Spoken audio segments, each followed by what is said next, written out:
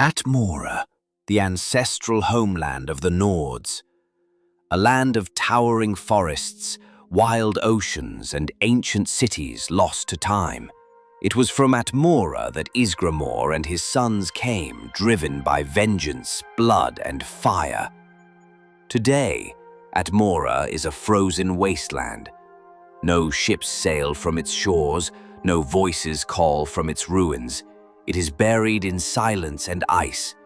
Most say it was the cold that claimed it, that the land simply froze as the ages passed.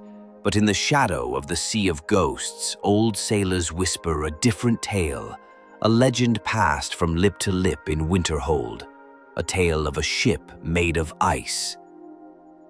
In the middle of summer, during Middle Yar, when the sun rode high, a ship came out of the north.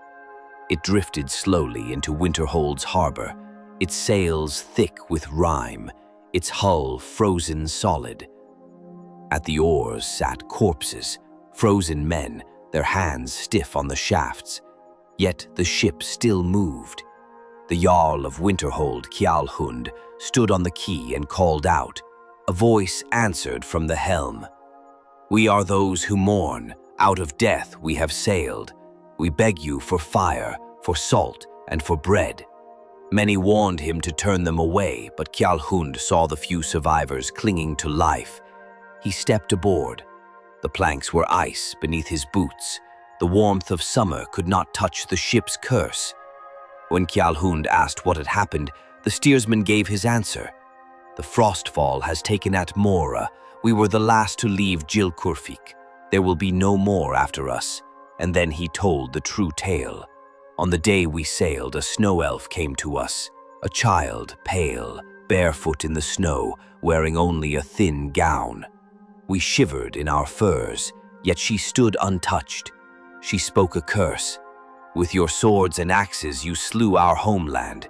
You shattered our towers, burned our temples, drove us into the darkness. And now, with the frostfall, we have slain yours. This is the harvest your fathers sowed. Look on the frozen shores and know there will be no return." Then she vanished into the snow. The people of Winterhold listened in silence. They turned their eyes north toward Atmora, and though the sun still shone, the day grew colder. Some dismissed it. They mocked the tale. If the snow elves had such magic, they said, why didn't they use it to stop Isgramor during the war? But that's the terrifying part. Maybe they didn't want to stop the war. Maybe they wanted the Nords' win so that in time they could take something greater in return. Not land, not victory, but legacy.